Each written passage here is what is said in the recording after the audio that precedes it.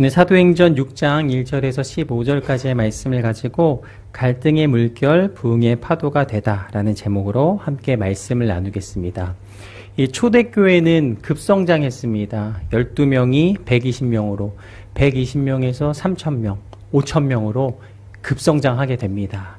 이 짧은 시간에 이 대형교회가 된 겁니다. 사도행전 6장 1절 말씀 함께 읽겠습니다. 이 무렵 제자들의 수는 점점 늘어났습니다.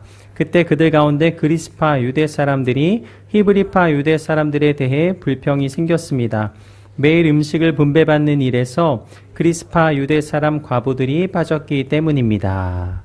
이 교회가 급성장하다 보니까 이 다양한 문제가 발생되게 됩니다. 먼저 이 행정적인 문제가 발생했습니다. 음식을 분배받는 일에 빠지는 사람이 생겼다라고 말씀하십니다. 너무 사람이 많아지다 보니까 이런 일이 발생하게 된 것이죠. 또 다른 문제가 있었는데요. 이 다른 문화에서 지내던 사람이 한 공동체를 이루다 보니까 그 안에서 문제가 생겼습니다.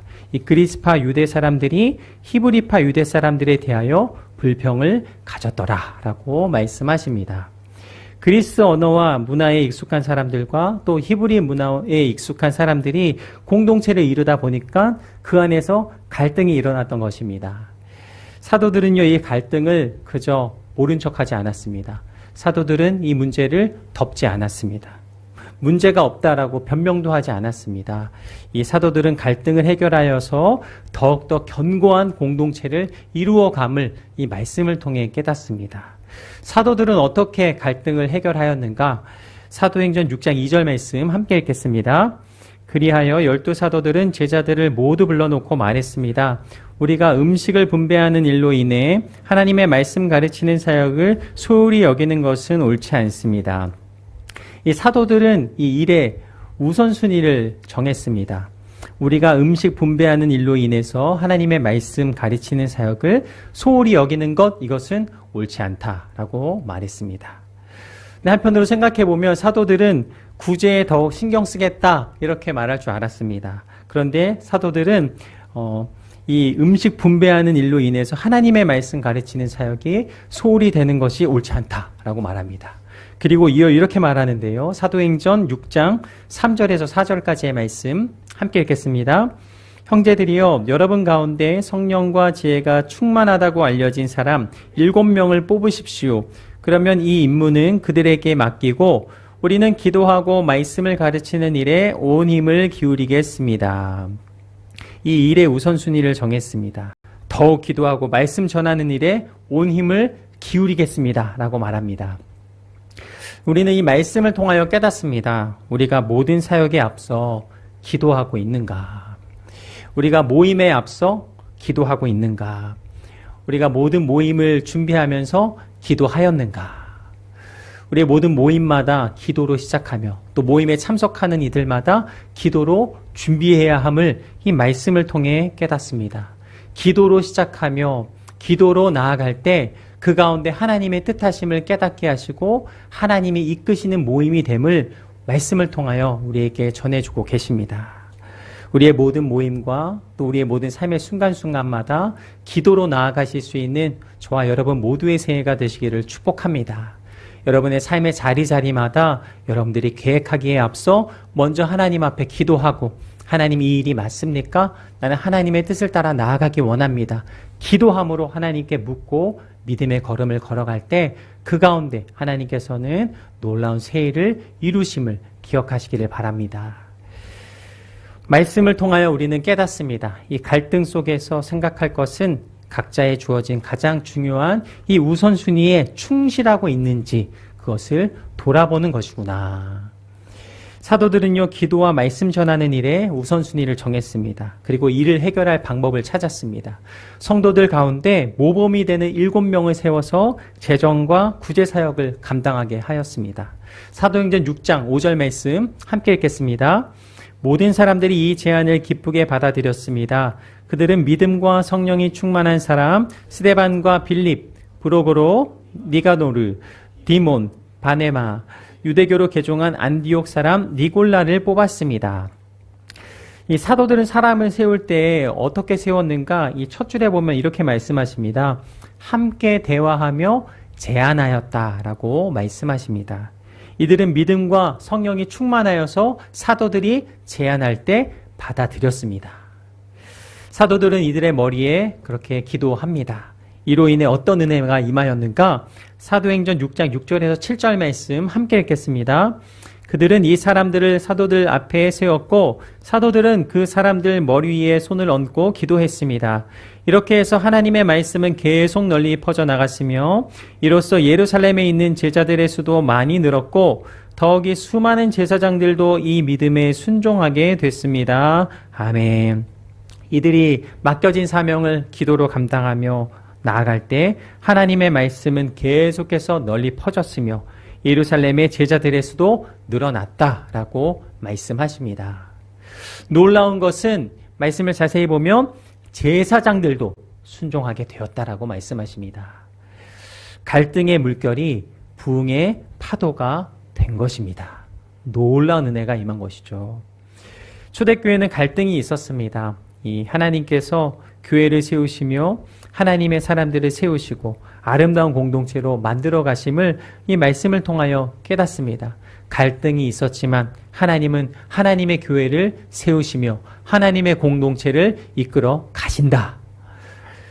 부흥의 파도가 몰려오는 이 기반을 튼튼하게 그렇게 만드십니다. 6장에서는 믿음과 성령이 충만한 사람 7사람 중에 이 스데반에 초점을 맞춰 다시 말씀하고 계십니다. 사도행전 6장 8절 말씀을 함께 읽겠습니다. 스데반은 하나님의 은혜와 능력이 충만해 사람들 가운데 큰 기사와 표적을 행했습니다. 말씀을 보면 7 집사들이 있었는데요. 그 가운데 스데반은 하나님의 은혜와 능력이 충만해 큰 기사와 표적을 행했다라고 말씀하십니다. 또한 스데반은 지혜와 성령으로 충만하여서 이 말씀 전하는 것, 이것을 사람들이 감당해낼 수가 없었다라고 말씀하십니다.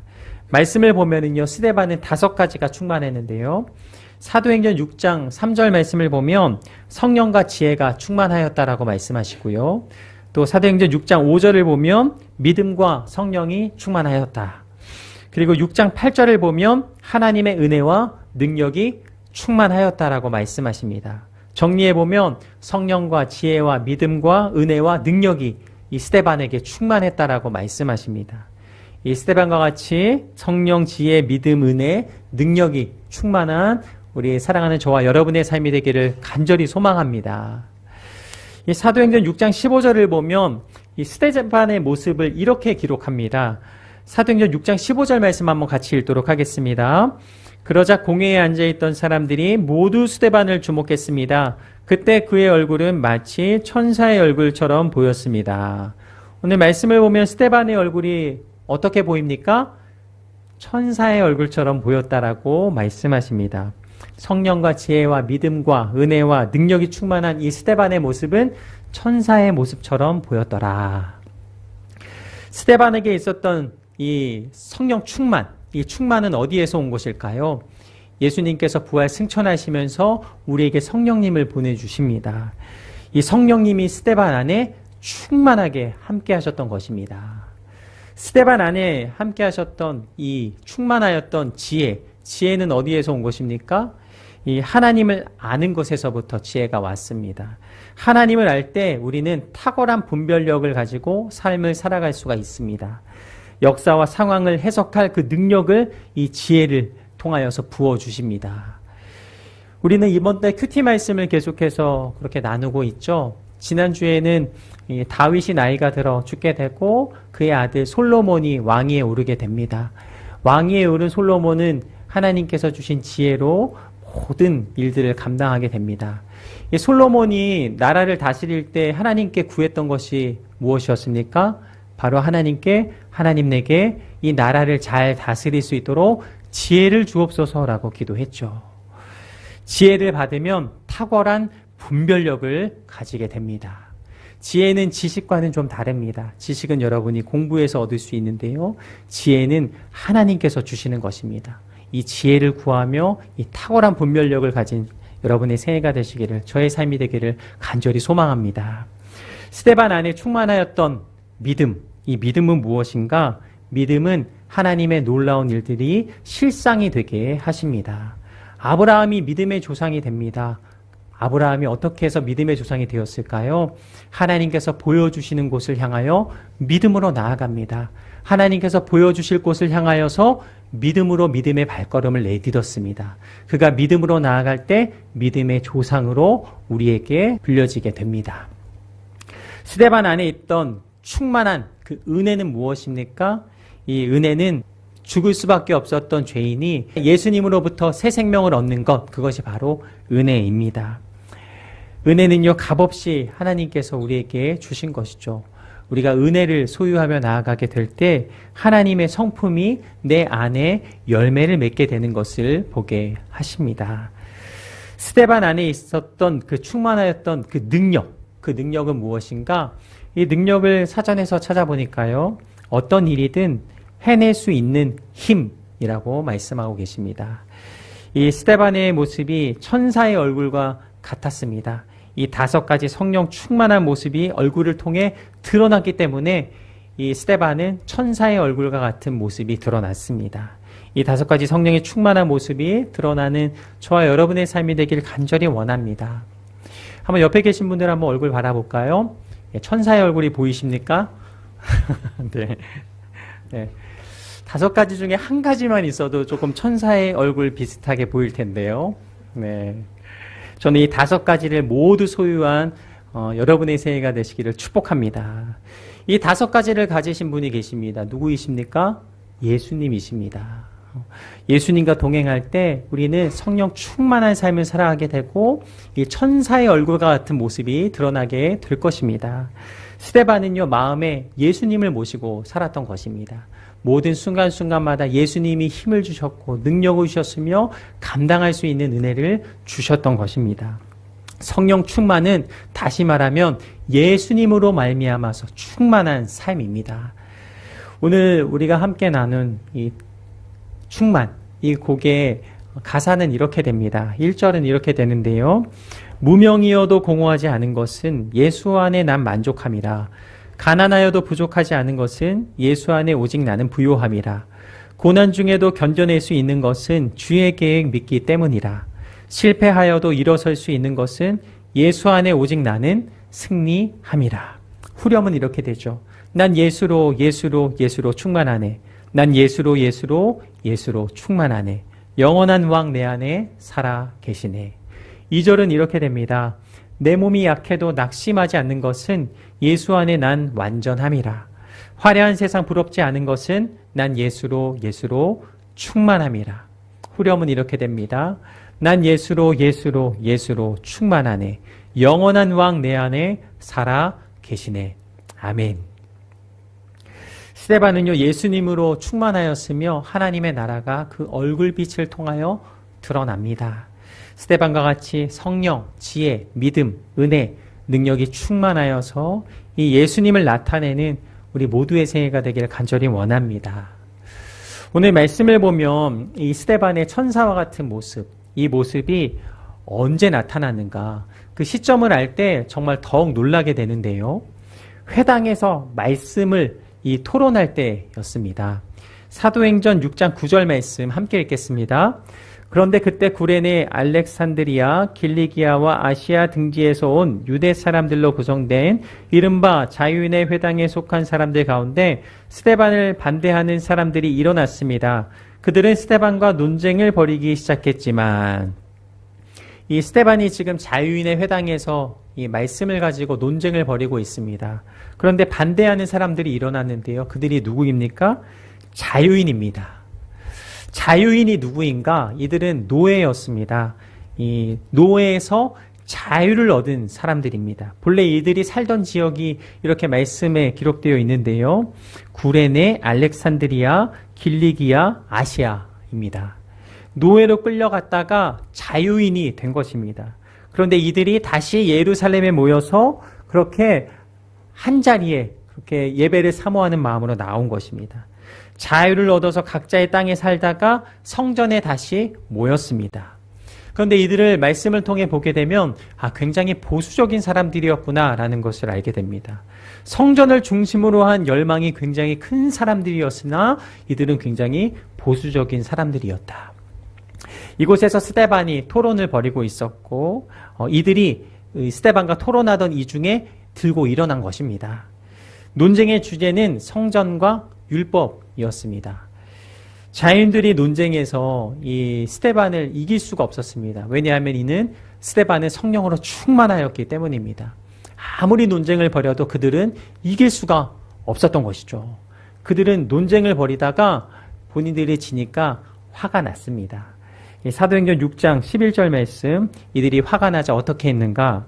함께 읽겠습니다. 그러자 그들은 돈을 주고 몇몇 사람을 시켜 스데반이 모세와 하나님을 노독하는 것을 들었다라고 말하게 했습니다. 이들이 화가 나자 돈을 주고 거짓 증인들을 세워서 스데반을 모함합니다. 백성과 장로와 율법학자들을 선동해서 이 스데반을 결국 공회 앞으로까지 끌고 갑니다. 사도행전 6장 12절에서 14절 말씀 우리 같이 한번 읽도록 하겠습니다. 그들은 이렇게 백성들과 장로들과 율법학자들을 선동해 스데반을 붙잡아